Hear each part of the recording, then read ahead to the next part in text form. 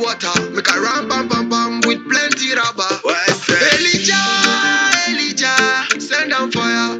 Bless my altar, give them long life. Make them see say I'm in how they suffer. Alright. Elijah, God of fire. Bless my altar, give them long life. May them see me prosper. May them see say me I know they suffer. Elijah, send down fire. Bless my altar, give them long life. May them see say me.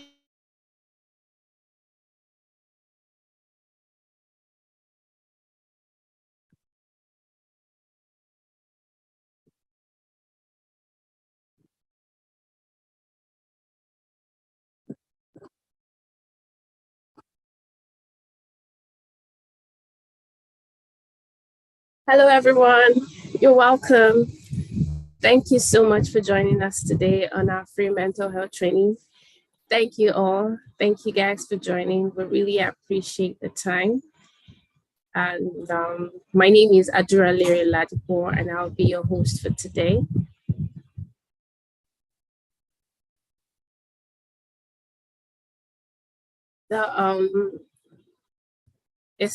If anyone is here that would like to take us on the opening session by praying for us, you can signify by raising up your hands and someone will let you in.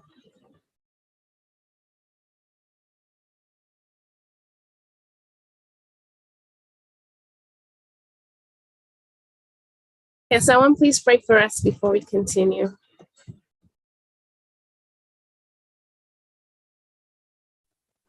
Okay, so I'll just pray. Can I go ahead? Yes, please. Thank you so much. Thank you. All right. So in Jesus' name, Lord, as we're about to start, Lord, be in our midst, be in the meeting. Help us learn one or two things. Help us to not to come and go back the same way, and help us to put whatever we learn into practice, and help us allow this meeting to be a successful one. We commit this meeting unto your hands. It shall be a success in Jesus' name. In Jesus' name I've prayed. Amen. Amen. Amen. Thank you so much. Thank you. Really appreciate that. Welcome everyone once again to ASADS monthly free mental health training session. We're really glad to have you here. And just for a quick introduction, ASAD, which is Anti-Suicide and Depression Squad, is a mental health organization focused on ensuring that free mental health trainings like this comes to you and you get equipped with the necessary things to help yourself and those around you living or struggling with any form of mental health challenges. So we have here with us our amazing co-founder. And, you know, of course, every one of you is amazing. But our co-founder today, as we've all been hearing, or if you haven't heard, is Timothy Asobele Emmanuel Dare. Dare Timothy Asobele is a Nigerian lawyer. He's a mental health advocate, a very strong mental health advocate. He's a humanitarian and a project manager based in Nigeria.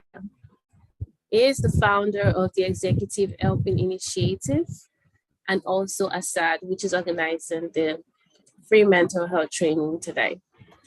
And Dare is a super passionate person about mental health, and he has done so many works. He has done so many projects to ensure that people get access to free mental health care, and and communities are able to have free first aid care to help them work on their mental health issues. Dare has ensured that the voices of people dealing with mental health issues are heard, and is also focused on creating solutions to several societal issues, which of course mental health is inclusive, and he ensures that platforms are created for professionals as well as people living with a mental health challenge to express themselves in and also ensure the help is gotten. So thank you guys once again. And if you can use your emojis to appreciate Dari in the chat box. We will love that. Thank you. Yes, so today we will be having our free mental health training. And the reason we do this, which of course I've mentioned while I was talking, is because we want to educate people about different mental health challenges that one can be predisposed to. You know, awareness is very important, and the more you know, the more you're able to help yourself and those around you. But lack of knowledge equals to ignorance, and ignorance can lead to death. And in order to avoid that, ASADS is making sure that we educate people as much as we can on different mental health challenges that we can be faced with, especially in our clime, Nigeria today. So our topic for today is, okay, in my head, I'm doing the drum rolls.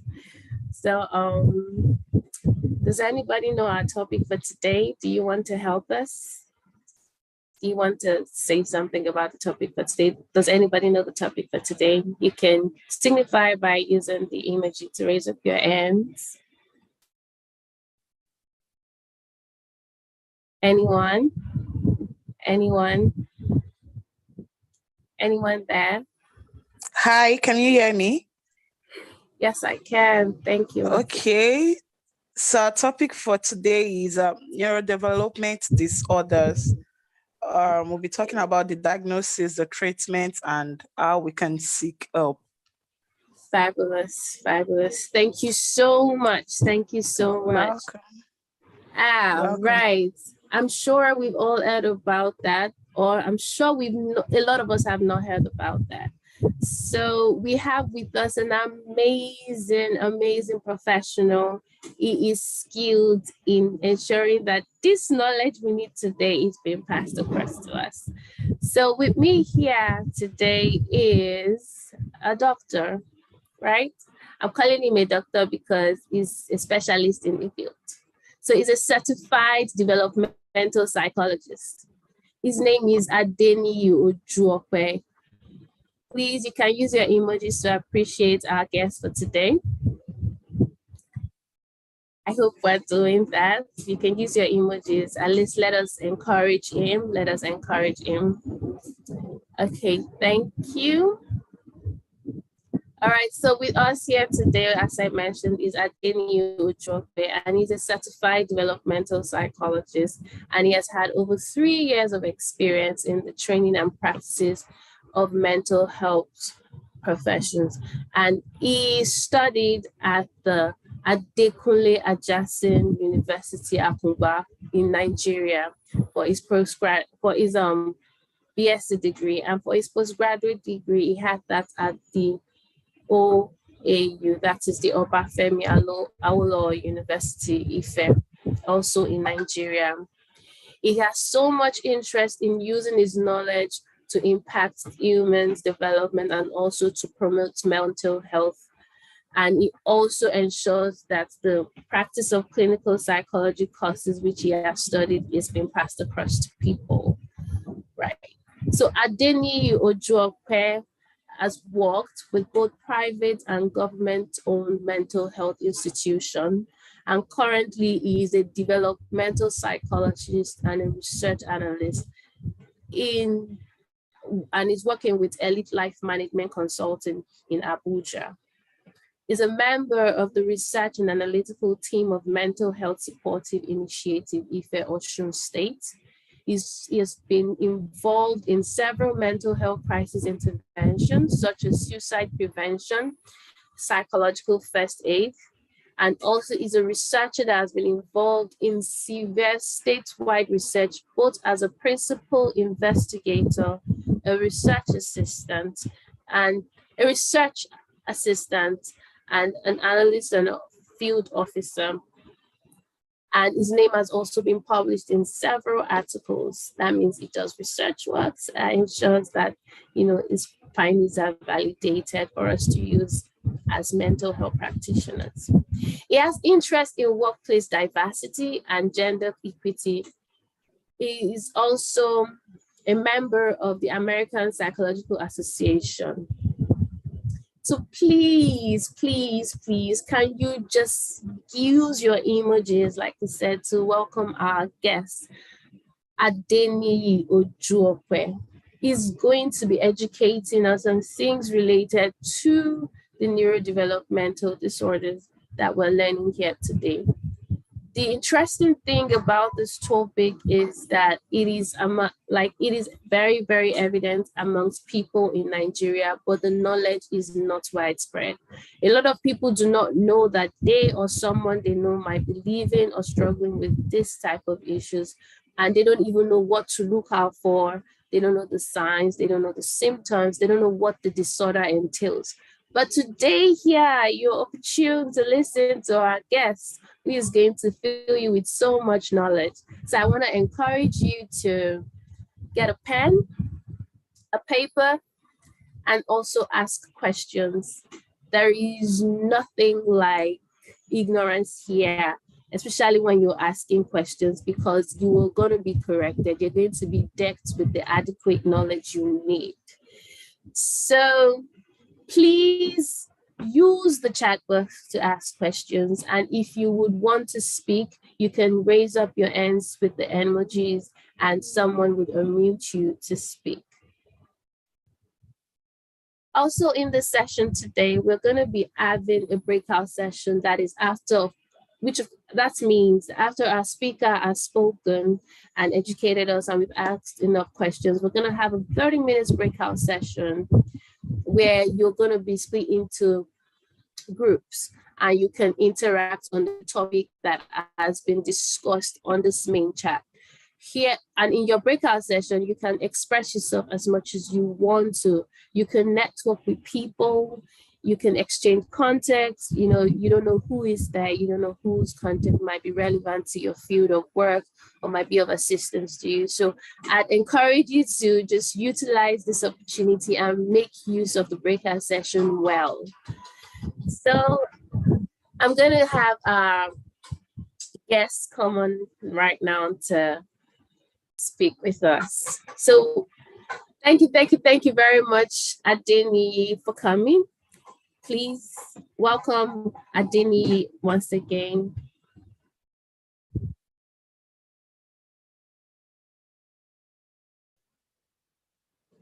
Hello, good afternoon, everyone. Am I supposed to pick up from there? I want to be sure. Hello, Adeniyi. Thank you for muting yourself. How are you doing today? Yeah, I'm very well, thank you. Yes, it's good to have you here. So for just a brief one, can you tell, I've introduced you quite all right, but can you just tell the participants about yourself and how you feel the neurodevelopmental disorder is of so much, like the knowledge of neurodevelopmental disorder is going to be of so much benefit to them and why they need to, you know, give their yes to you today. Okay. Good afternoon again, everyone. Afternoon. And by the way, you have a very wonderful smile you wear on your face. So yeah, it's actually beautiful. So yeah, thank you everyone for having me here. Yeah, thank you for having me here. I'm Adeniyi, as she has rightly said, and I'm a psychologist. Well, she called me doctor. I am not a PhD holder at the moment. No, but you accept it. Yeah, amen. Yeah.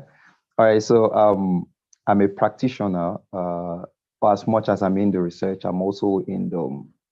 I also prefer to apply whatever I've gone out there to learn in the field and all. So, yeah. I'm happy to be here. I'm the developmental psychologist and research analyst for Elite Life Management Consulting here in Abuja. My boss is here actually. So yeah, my boss is here and I'm actually excited. Mr. Fola Jaye Karim, thank you so much for joining us here. That's my boss.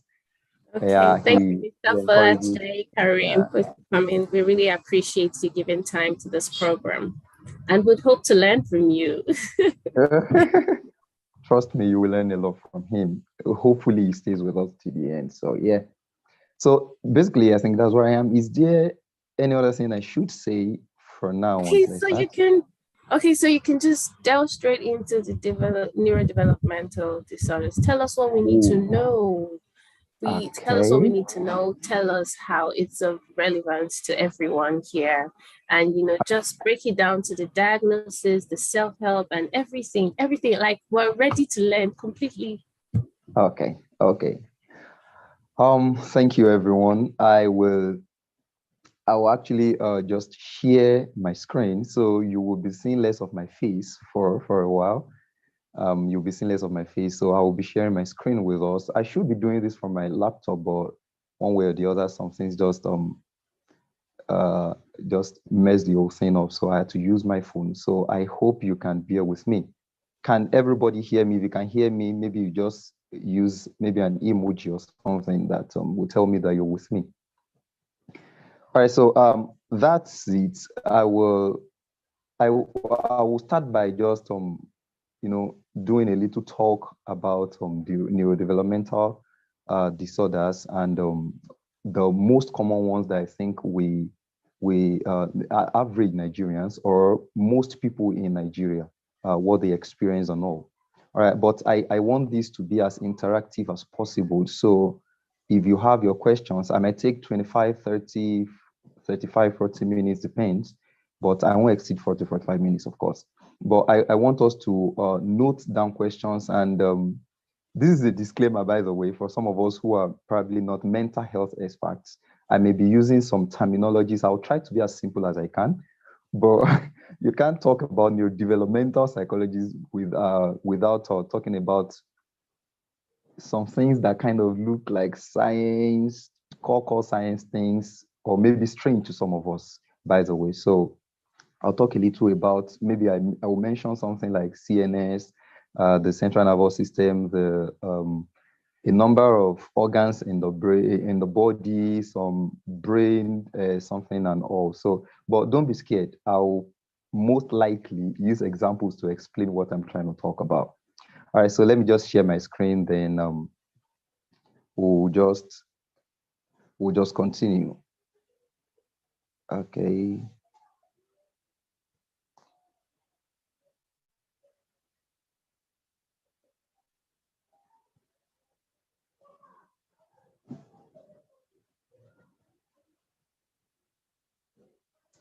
Sorry, is everyone with me?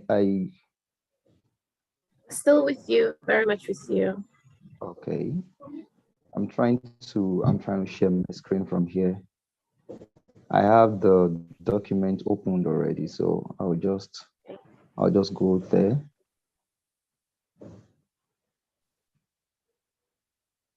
Okay. Share the screen if you don't mind. If it's going to, Sorry? we can help you share the screen. I mean, share the document. We got your PDF. Start. Oh, good.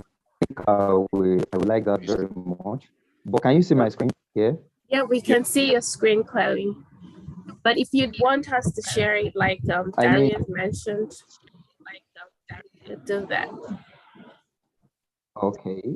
Okay, I think you should help me do that because I don't know if you're really seeing what I'm going to display here. Okay. We can see it, but it's a little bit. So, Dari, would you be kind to help with that? Yes, I will. So I'll share the screen now. Thank you so much. Hello, can everyone hear me? Oh, thank you very much. Thank you very much, our Gloria. All right, so I've removed my face from your face so that you can see exactly what we want to talk about here today. All right, and I want this to be as easy and simple as much as I can. So I will try my best. All right, so firstly, I want to say thank you to ASADS, the Anti-Suicide and Depression Squad. I want to say thank you very much for giving us this opportunity myself in particular. All right, and I bring greetings to everyone from the Elite Life Management Consulting team. I'm just a voice for all of us here. So thank you very much for having me here. Hello? We can hear you. Welcome. We're very much with you. So please go ahead. Please go ahead. Thank you.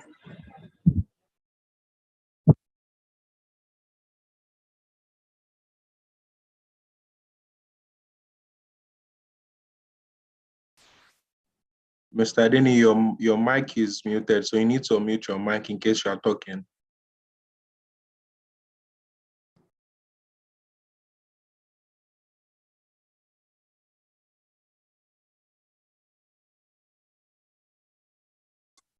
Mr. Adeni, are you still with us? Your mic is muted. You need to unmute your mic. Okay.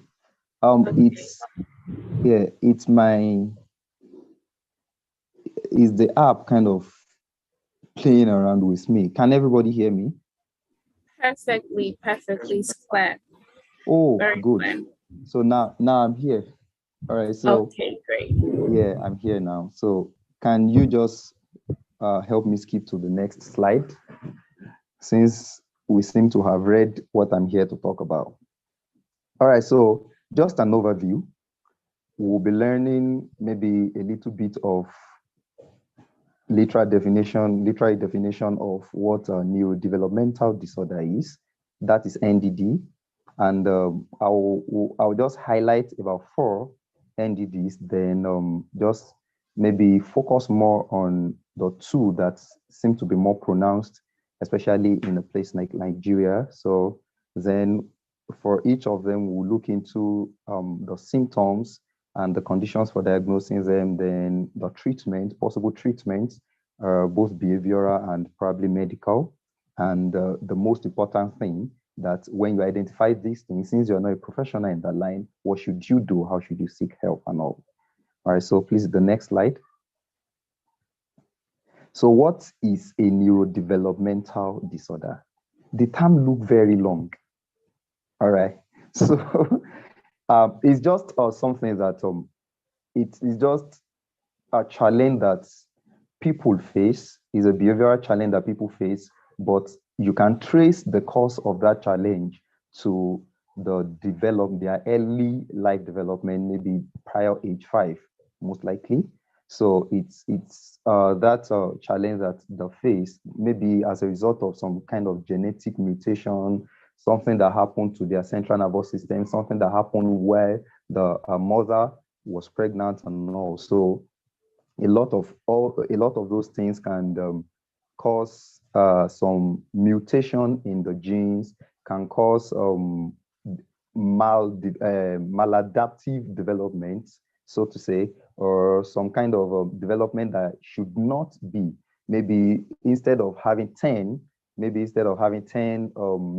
chromosomes, or for example, let me use a simpler term. For instance, I'm supposed to have 10 toes, yeah? And if suddenly, because of genetic mutation, I have 11 toes, it means something is wrong somewhere. So that's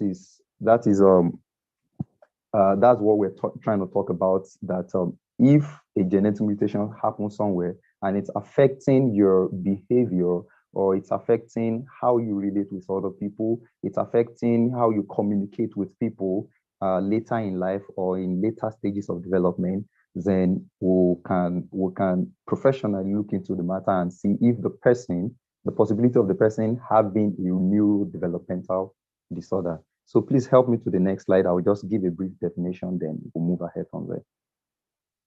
So my own literal definition is that these are disorders that occur as a result of impaired development at childhood, leading to a number of associated disorders, including autism spectrum disorder, which I'll talk about in a moment, attention deficit hyperactivity disorder, intellectual disabilities, social communication disorder. I think I would just do a little bit of, I wasn't planning to talk more on social communication disorder, but I found out that I've been dealing with a child. She's 6 now. Yeah, she's 6 now, and I've been dealing with a child that had most of the symptoms of social communication disorder. Then the last one is reactive attachment. Can we go to the next slide? I think that's where I will have to start speaking a number of grammar that's all right. So we'll stay here. Every one of us will read this case scenario. It's hypothetical. So please, JK is not a real person in quotes. It's hypothetical. So we'll read this together then, or let me say, I'll read for us, but please just follow me, okay? Then we'll come back here later. Maybe when at the end of my presentation, then everybody will have to chip in their opinions based on their understanding of what we're talking about today. But I think by the time I'm talking, you'll be able to identify this. So let us all read this. JK is a 5-year-old boy born in Ijesha-Tedo, Surulere local government, Lagos State, Nigeria. He often reacts aggressively to anyone that comes around to offer some care and or play. Maybe they just want to play with him. JK has serious issues with organizing himself. He reacts aggressively whenever you try to change him from his preferred sitting position. You know, that sacred sitting spot. All right. And sometimes if you shift his chair from the spot he placed it, whether this is for his convenience or it is not, it becomes a bad idea that you take that kind of initiative. He even prefers plain noodles without eggs or any accompanying elements. Any form of fish, eggs, or meat and vegetables, if you include them, he will start throwing tantrums that he doesn't want that. He just wants it like this. All right, like I want to eat the nail of a chicken, something like that. So JK often shows aggression, sometimes to shut out everyone from his personal space. He prefers to play alone and is mostly indifferent to other people's emotions. So I believe that at the end of this webinar, we'll come back to this scenario. Then you will tell me what you think about JK's neurodevelopmental challenge, whether he has a neurodevelopmental challenge or not. You'll be the professional at that time. Please, let's go to the next slide. All right. Now, before I maybe talk more on this, I want us to know that the things I'm going to be mentioning also have a relationship, or let me say, as a measure of other psychological disorders that can independently be diagnosed on their own. For example, depression, anxiety, trauma, like post-traumatic stress disorder. I don't know if we are familiar with that, but at least we are familiar with the word trauma.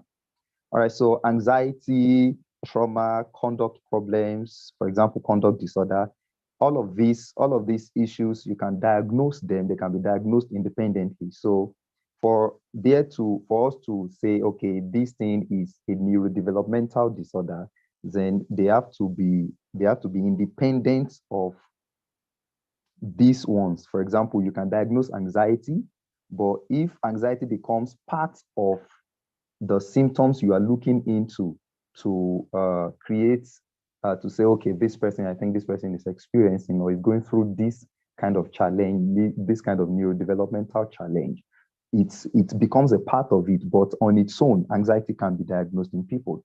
Like generalized anxiety disorder, a number of anxiety disorder, distress intolerance and all can be diagnosed in people specifically on their own. But we can also see a bit of them in other neurodevelopmental disorders. But the root cause of them is the reason why we can bring them into that part. All right, is the reason why we can bring them into the classification or category of a neurodevelopmental disorder. All right, so the biopsychosocial model. It is believed in mental health profession that basically there are three factors that can contribute to human behavior, human development, how we turn out and all. So there's this biological undertone or understatement for neurodevelopmental disorders. It is believed that some maybe disorders like autism, which I'll talk about in a while, ADHD, social communication disorder that I mentioned, can strongly be traced to biological or genetic factors, all those mutations that I talked about. Well, and biological factors are very pronounced. Psychological factors are not so pronounced, but they exist, all right? For example, the attitude of an individual, their belief system, the values, and their habits, all right? So all of those things can contribute to neurodevelopmental disorders.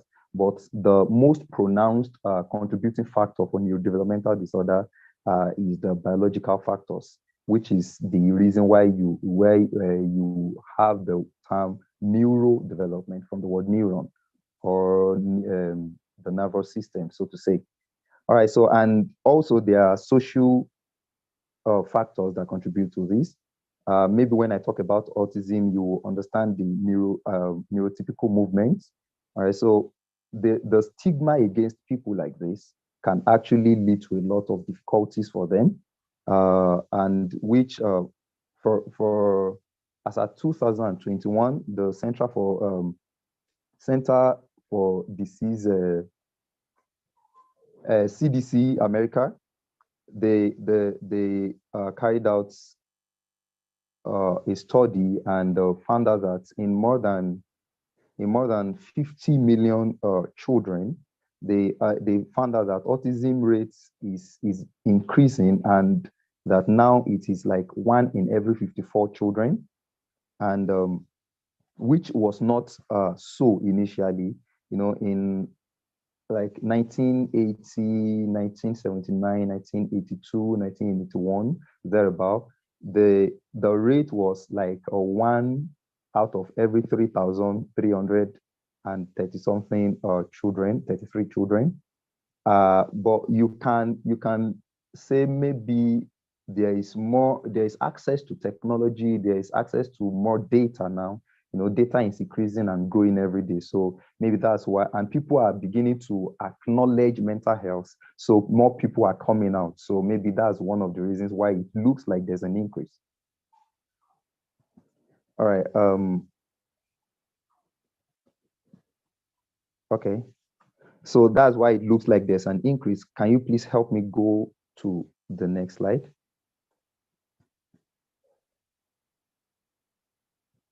All right, so autism spectrum disorder. What is autism spectrum disorder? Autism spectrum disorder is a serious developmental disorder that impairs the ability for an individual to communicate and interact with other people.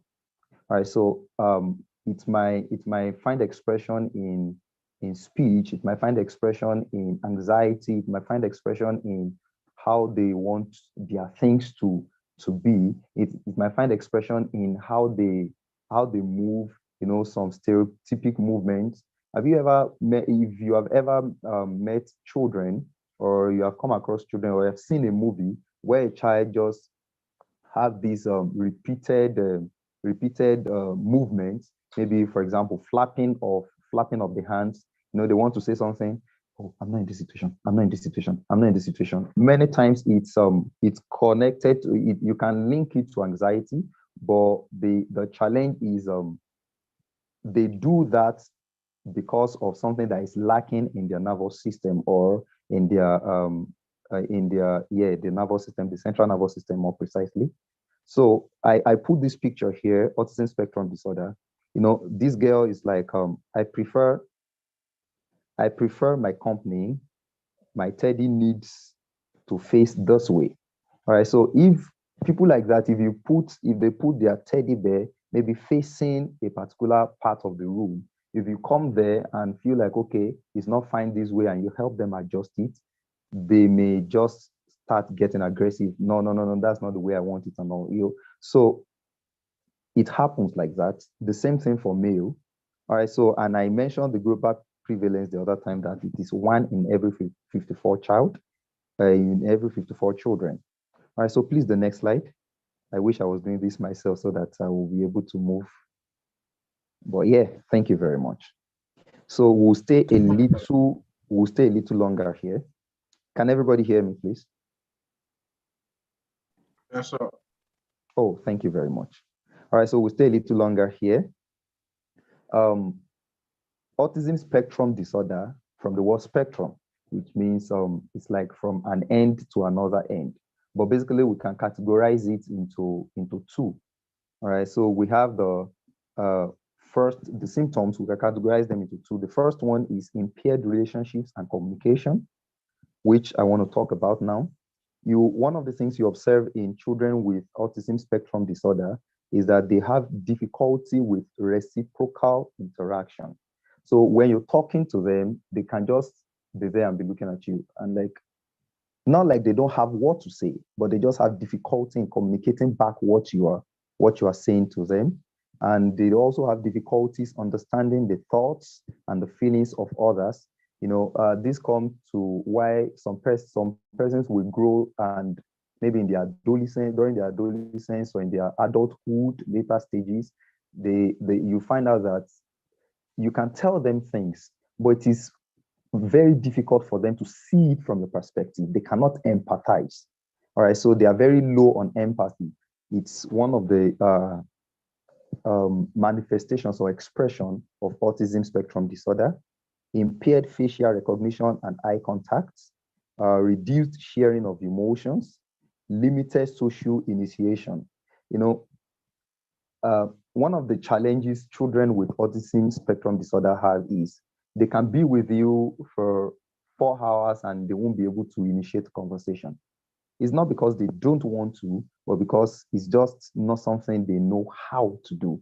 It's quite difficult for them because the development, the neuron development that is supposed to happen, the brain development that is supposed to have happened while they are developing, maybe prior age 5, is something that should have helped them grab this very well, but there's like a vacuum in that space, so they can't really grab it.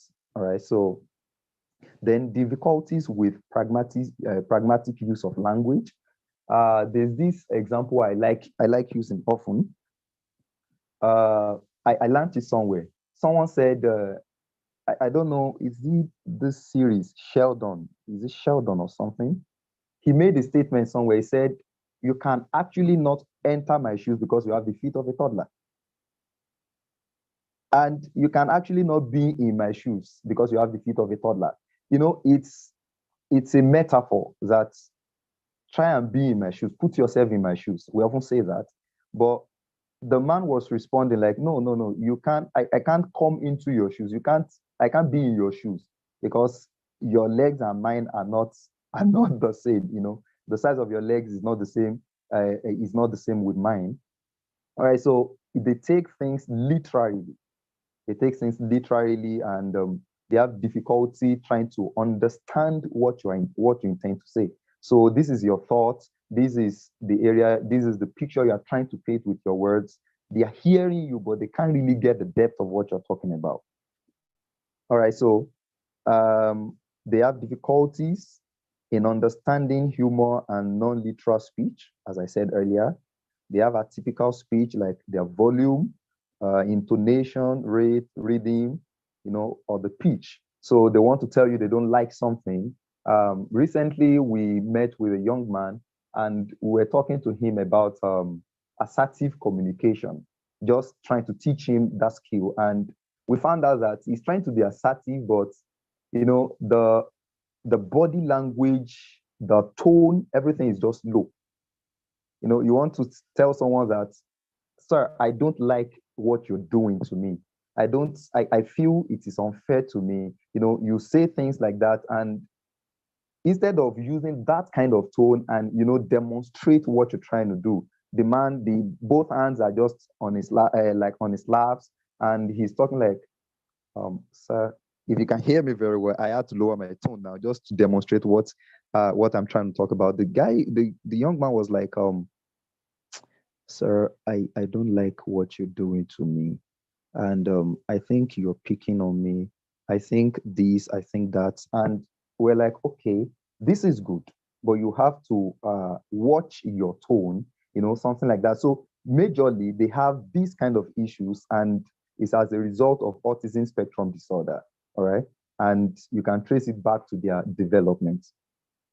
And difficulties in play behavior, especially symbolic and imaginative play. Please, can we go to the next slide so that we can just look into the second category of symptoms? Restricted patterns of behavior. That's the second category. Restricted patterns of behavior. I gave an instance earlier. I said, if you have met a child that maybe they are seated somewhere and maybe the light went off and they're scared.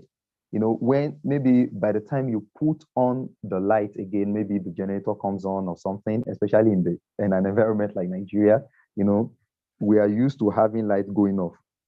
So if by the time you put on the lights and you find the child, doing like all these crosses like in the name of the Father and the Son and the Holy Ghost, is not a problem for a child to pray. But many times it's not, they don't really have a meaning to that content. It's just something they do, and they do repeatedly. All right. And for most children, they may just be hitting their legs. They may be hitting their legs or just slapping their body one way or the other, pinching themselves. They continue doing that. They just have to maintain that. And if you distract them from it, it can cause an issue. All right. So that's basically it. They have restricted repetitive verbalizations. They also have I'm really trying to bring these words in a way that we can relate with them, because I understand that not every one of us here are psychologists or mental health experts. All right, then ritualized behavior and rigid adherence to routines. If I wake up 7 a.m., the day I wake up 7:01, something is going to happen that day. It's terrible. All right, so I have to wake up 7 a.m. And when I wake up 7 a.m., I have to put on my slippers first. Then when I put on my slippers, then I go to the bathroom. If anybody distracts me from doing that, then the day is not good. All right, so these are symptoms, expressions of autism spectrum disorder. All right, and limited repetitive food preference. I know that some persons will start looking at our case study, JK now. Like, I want my Indomie plain. Don't put crayfish. If you want to put anything, just help me add the toes of a chicken.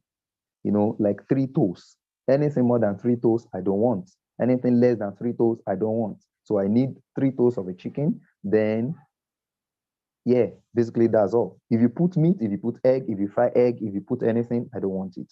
They are just limited to that. And their food preference is what you should give to them. So if you want to give them coffee, you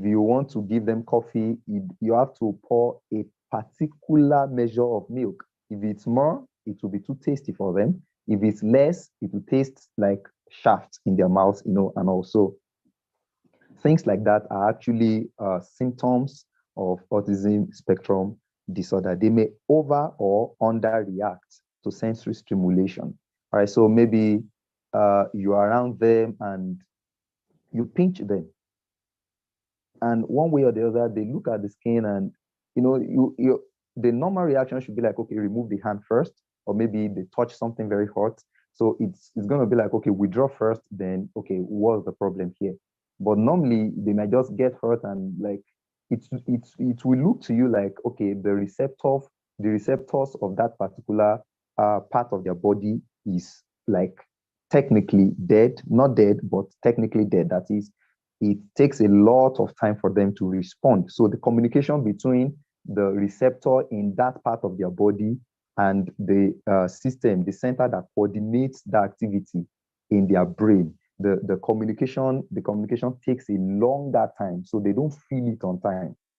All right, so you may have some persons like that, and you feel like, oh, it's because they have power or they can bear a lot of things. You're supposed to react instantly if the communication is actually proper. All right, so they may seek out or avoid sensory experiences. behavioral problems can be common, like self-injuries. They can become self-injurious, they can become very aggressive. For example, if a child doesn't like, maybe you collected a teddy bear, even if you're trying to give them something else or you want them to do something else, they may start throwing tantrums, and you see them start hitting their head on the wall, and just to protest that they don't like what you're doing. All right, so those are also symptoms of autism spectrum disorder. Can we go to the next slide? Oh, thank you very much. All right, so we understand that there are genetic explanations, like I said earlier. Autism spectrum, especially autism spectrum, and the second one I'm going to talk about, ADHD. Oh my time. All right, so this autism spectrum, evidence has suggested that the older people grow, all right, the higher their tendencies or their chances of giving birth to a child with autism spectrum disorder. All right, and this study, according to Sardin et al. In 2016, they published a work, and they collected data from about 5.8 million children worldwide, and they found out that people who gave birth after age 50, they have a very strong chance of giving birth to children with autism spectrum disorder. And the mothers who are over 50 also have a number of chance, that is an increased chance of giving birth to children with autism spectrum disorder, up to 15%. And also for maybe children who are less than 20 by the time they're giving birth, which is one of the reasons why we advocate for people to try and wait till they are at least 20, 21, 22, their early adult stages, to think before thinking about getting married and all, so that you won't add to our problem in Nigeria that we already have, So, yeah, researchers. Oh, okay, please, the next slide. Thank you. Oh, okay. Now, I said that based on the study that these people did in 2016, that a number, there is higher chance of people who are older than 50 to give birth to children with autism. The explanation for that, there are two explanations for that, and I will explain both of them briefly. There's the first one we call the DNA copy error. DNA copies happens when cells divide, and when we grow, our cells divide and divide and divide. Our cells come to form tissues, and the tissues and like that to the bones and all. So the division of these cells, while the cell is dividing, it copies that is like duplicates the properties in the first cell that is dividing and bring it to the second cell that is being divided into. So those divisions, while it happens, the rate at which it copies when people are around age 20, 30, early 40s, the rate of copy is like 200. But when people hit age 40, age 50, then the cell copy, the DNA copies multiplies like by 600. So there's higher tendency that there will be errors in that copy. All right, so that's one of the explanations for why older people tend to have children with autism. Then the second one is the sperm telomere length, which is a very important property in the chromosome. All right, you can see the diagram there, the telomere, that purple color that is ringed, all right, it's called the telomere. So as cell divides, all right, and those properties are being copied from one cell to another cell, from one cell to another cell, all right, so the thing continues to reduce. And the reduction of this telomere is actually one of the reasons why there are a lot of genetic mutations in the person's buildup, in the person's DNA, which I think everybody agrees with me that your DNA determines actually what you look like and what your formation is. So if during those divisions of the cell, the telomeres continues to reduce and reduce and reduce across lifespan because the cells are dividing continuously, it means that you have higher chances of giving birth to children that has very low telomeres in their chromosomes, in their DNA, which means they have increased chance of being autistic. All right, and another thing is another thing I want to talk about for autism. I think I may just have to speed this up on autism, because I hope I will be able to get to autism. All right, so treatment plan for autism. Early intervention is actually the best. If we can discover this maybe by age 2, it's very important that we discover these things so that we can begin to teach these children some kind of social skills and language skills, speech. We can bring them to maybe a therapist, a speech therapist that's going to help them with that.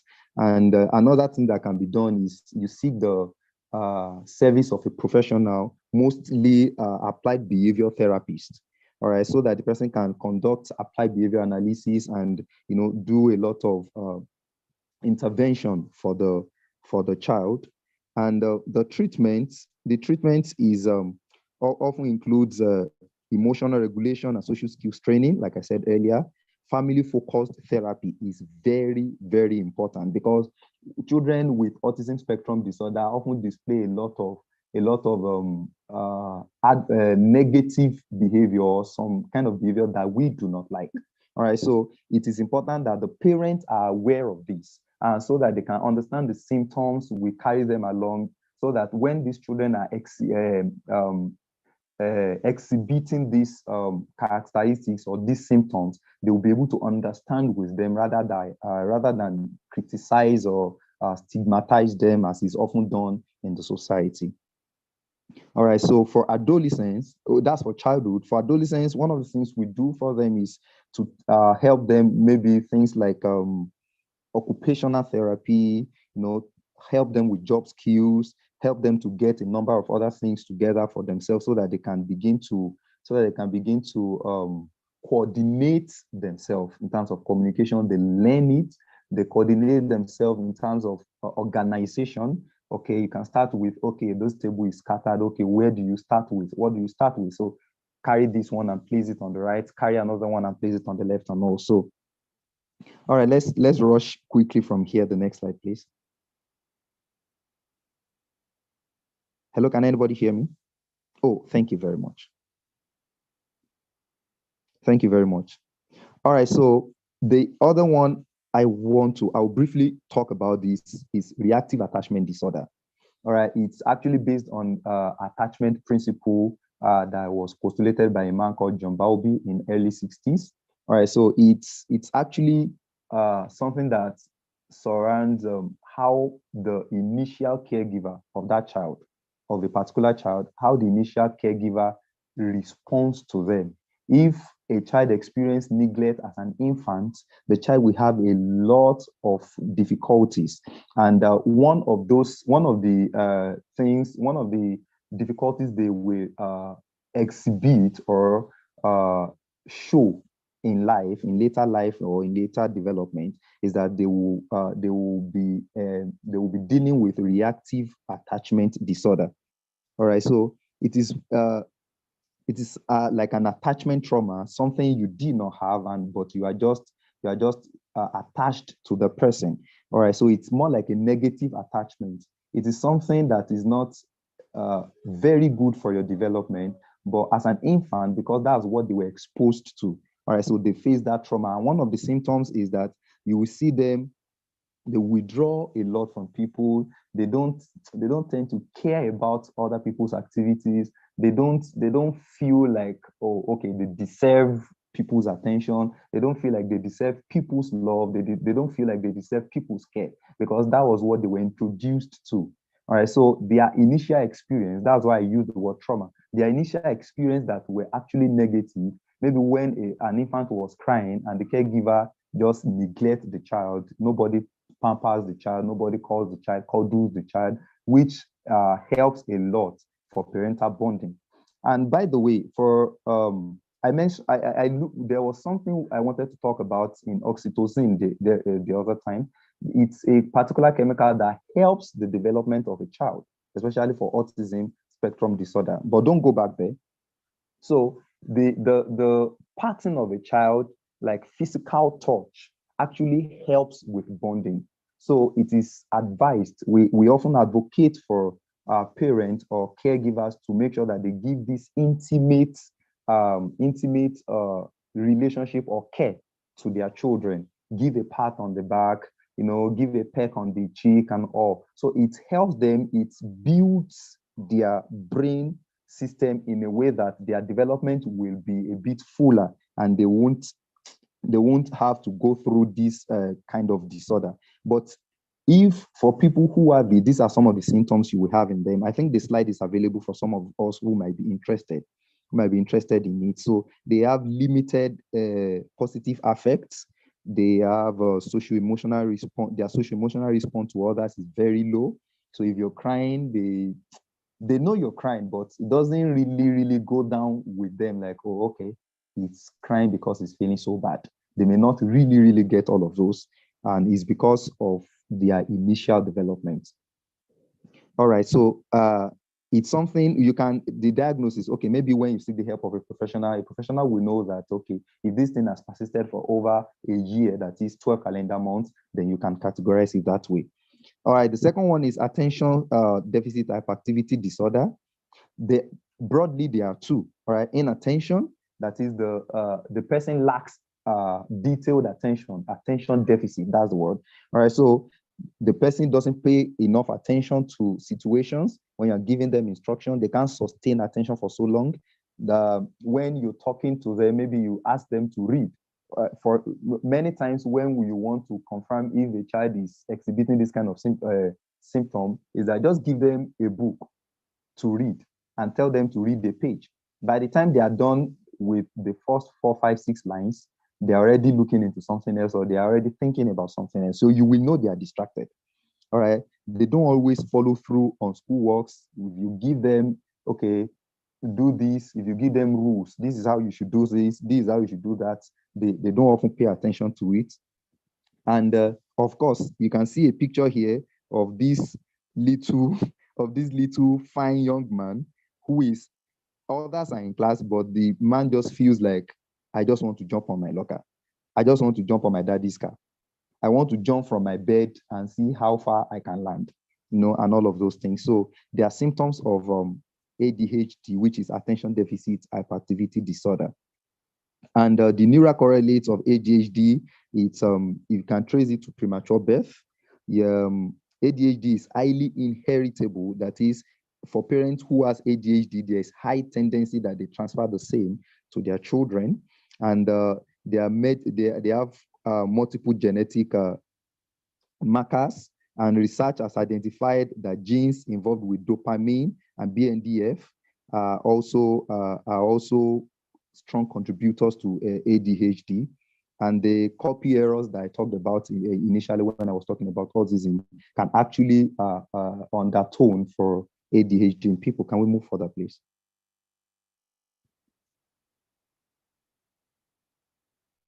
So the treatment majorly is prevention, intervention. At times for ADHD especially, medications are often good. For example, stimulants, giving them stimulants has been for especially children with the attention deficit.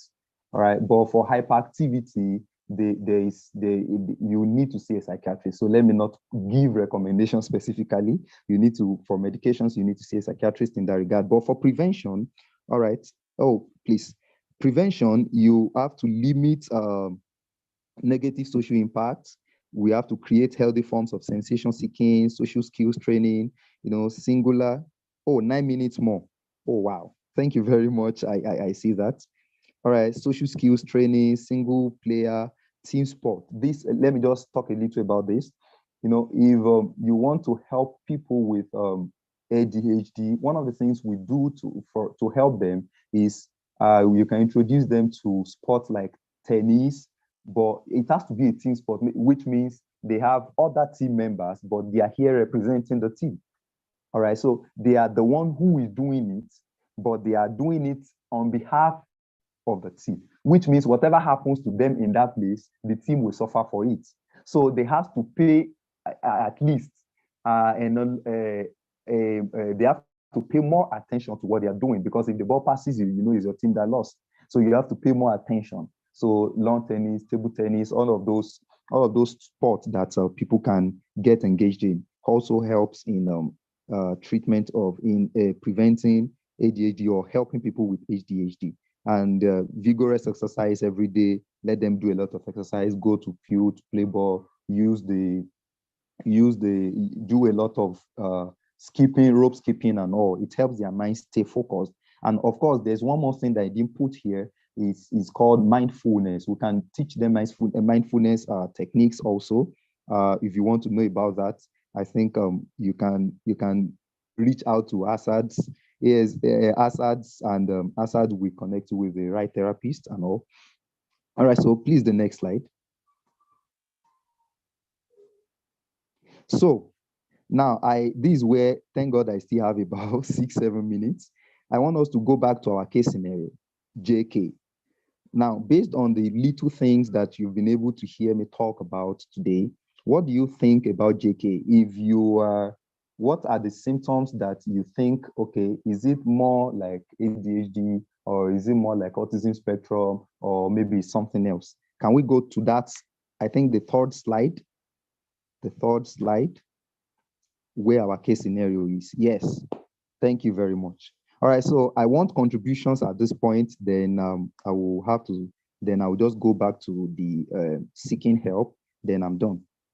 All right, so I said JK is a 5-year-old boy, which means he's at the stage of that neurodevelopmental, that he may have a lot of neurodevelopmental difficulties. All right, so he's a 5-year-old boy born in the Jashatedo. He's very unique. You can see it is written there on the right side. All right, the guy is very unique, but he has serious issues with organizing himself. All right, based on what we've talked about, you can just put it in the message or in the chat box what you think about JK, if you still remember the storyline, what you think about JK, because JK seemed to have issues organizing himself. He cannot put a lot of things together. If you put him in a position to sit, he cannot sit there for too long, or he likes a particular spot in the sitting room.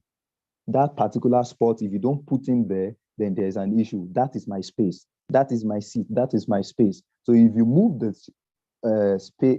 seat and the boy you turn it a little or something, there's just an adjustment that is different from what he used to do. All right. So what symptom do we think this is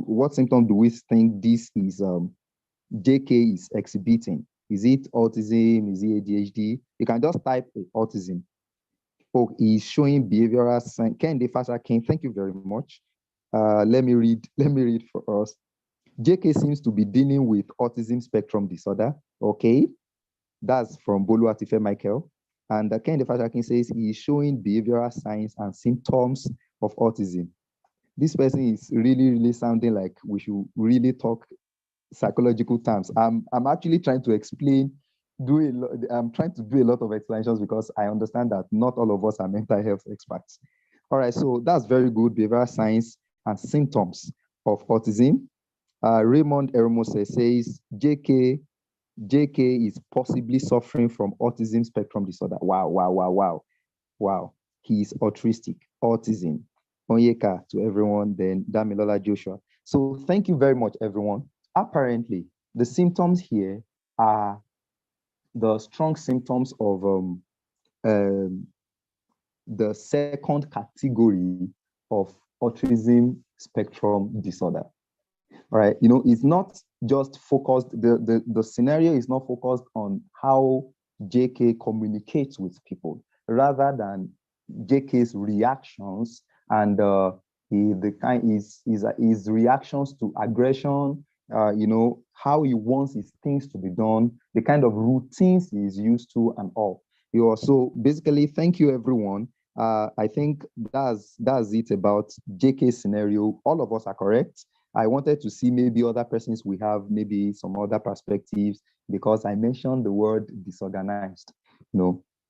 So I wanted to clarify that. So if you want to seek the service of professionals, please, ASADS is your plug for this. They have a team of professionals, and if their professionals if they are therapists, psychologists, and all, are not are not ready or are not in tune for that, they know how to recommend or do a referral. So your best plug is ASADS, and please try and reach out to them as often as you can.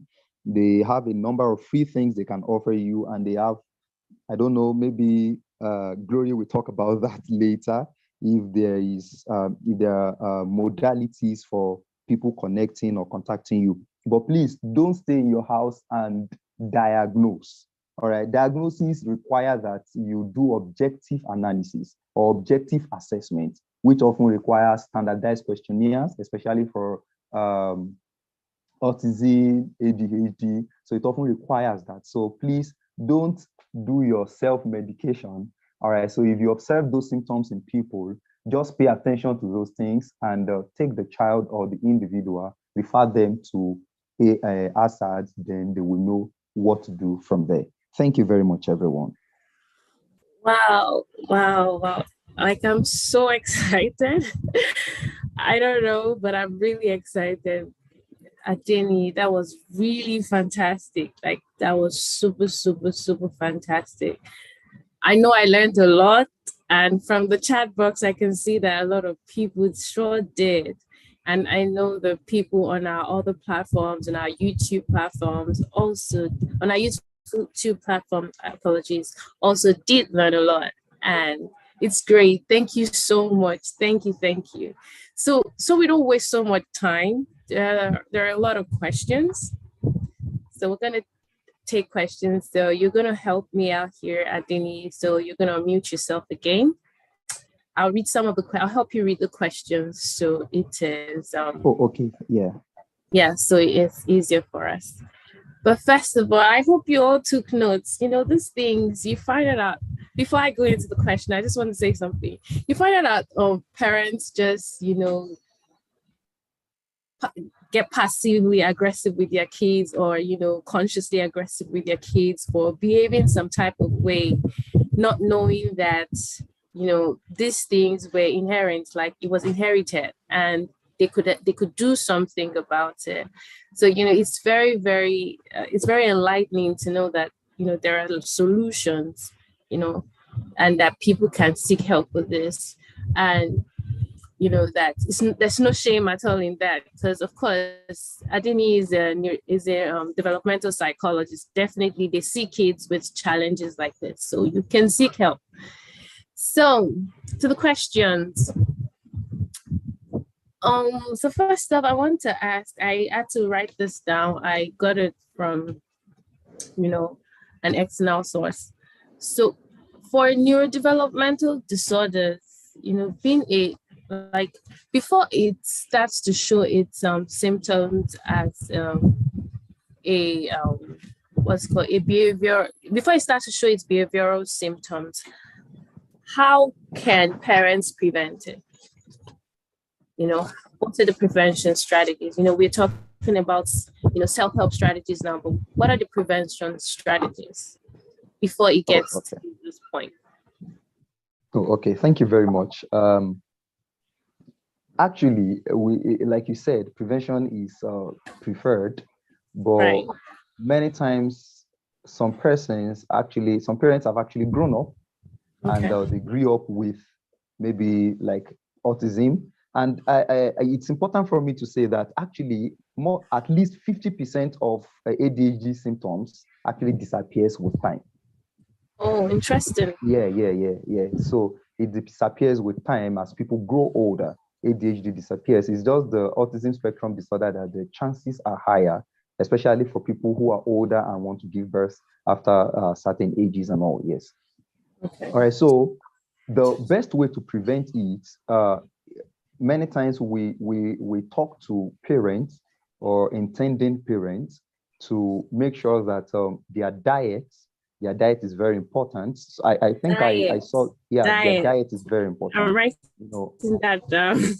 Yeah. So for someone who takes a lot of nicotine, maybe a mother who smokes and all, who takes a lot of nicotine, that can impede the development of the child.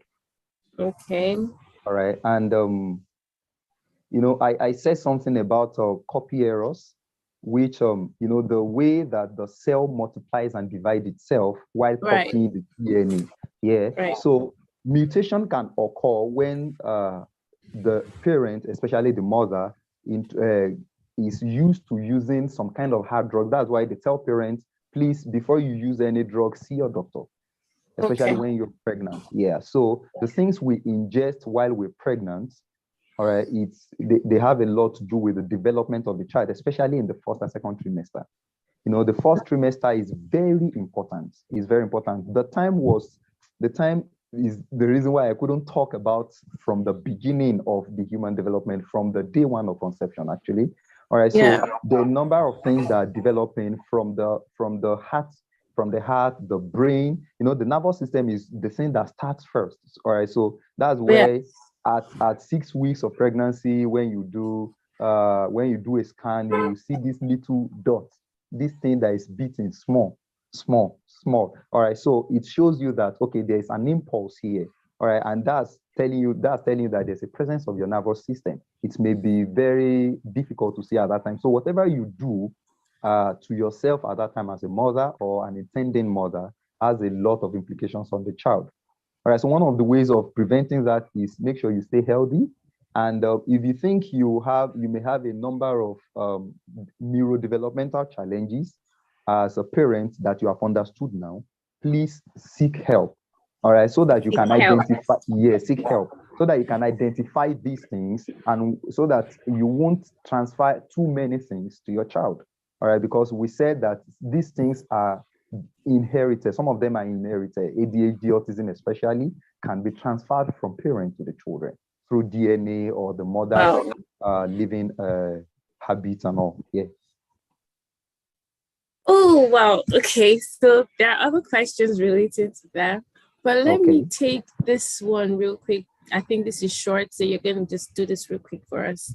So is it possible for an adult to be diagnosed with autism spectrum disorder, or is it a health challenge that is only limited to children? Oh, okay.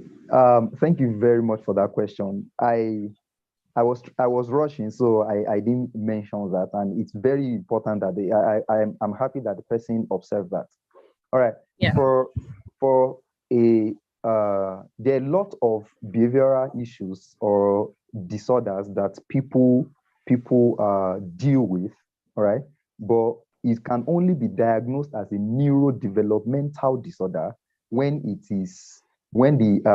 onset when it started. If you can trace it back prior age 5. If it's something that started coming up after the age of 5 years, which is like the bedrock of a child's development. All right, so after the age of 5, other things that are diagnosed maybe at age 15, 16, you cannot refer to them as neurodevelopmental disorder, except you can trace the origin to that particular age range between birth and age 5. Okay, that's great. I hope you got that. Thank you.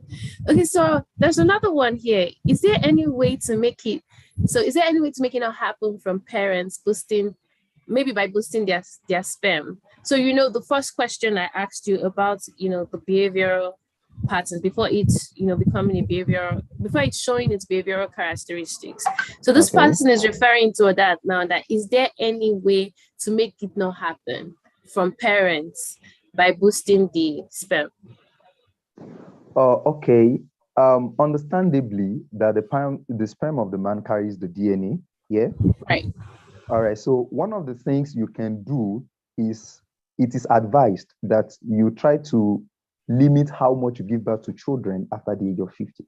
Okay. All right, because the rate at which After the age of 50, sorry, you said after the age of 50. Yes, after age 50, yeah, 50. Okay. All right, because the rate at which the cells, the DNA cells copy, they copy at that time is higher. All right, so if I was doing something, if I was traveling 200 kilometers per hour initially, and at a particular age, I now travel 600 kilometers per hour, you won't tell me to suddenly put a stop on my brake. You won't tell me to suddenly apply brakes, because that's suicide. That's suicide, yeah? So, yeah, so there are higher chances that there will be copy errors, which leads to a lot of neurodevelopmental challenges in the offspring. So if you want to avoid that, try and make sure that you give birth to your children before the age of 50. All right. Yeah, that's one of the things you can do. Seek help, seek professional help, see a psychotherapist if you feel like, or if you perceive that, okay, I'm seeing a lot of symptoms in me that maybe that I think can be traced to neurodevelopmental issues. Go to a professional. They will do their diagnosis. They will do their examination, all right? Something we call MSc, mental status examination. So they will do the examination, examine you. If it's a neurodevelopmental problem, then they will tell you what to do. Maybe you need medications and all. But if it's not a neurodevelopmental problem, they will give you other treatment or prevention specifications. All right. But if it's not a neurodevelopmental problem, then you can prevent some of those things from happening by what I mentioned earlier. But please, bottom line is try to make sure that you give birth after age 20, and try to make sure that you also you are done with procreation by the age of 50. It's just advisable, yeah. Okay, so we want to go for our breakout session. There's still a lot of questions, but we need to go for our breakout session. And the interesting thing about the breakout session is that you can ask these questions. I guarantee that when you get into the breakout session, that your question might be addressed. And if it isn't, you can bring it back to the main session. So this is just going to be for 30 minutes. Our breakout session is going to be for 30 minutes, and you can interact with people in your breakout rooms, and you can discuss this topic in depthly, and we can bring it back to Adeni, and it's going to be ready to take us on again. So see you in the breakout room.